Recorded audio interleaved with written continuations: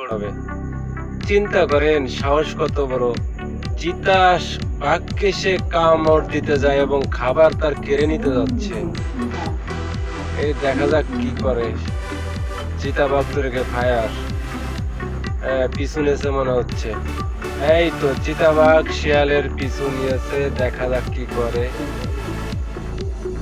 তোর হয়তো পারছে না চিতাবাঘটা, দেখা যাক শিয়ালের সাথে।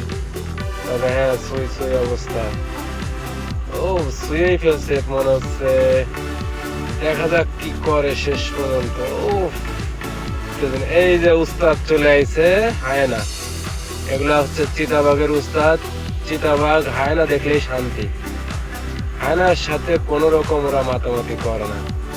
ওই যে দেখেন খাবারের টুকরাটা হায়না সম্ভবত নিয়ে যাবে। চিতাবাঘ দেখেন কিচ্ছুই করতে পারলো না। হায়নার কাছে কেন যেন দুর্বল।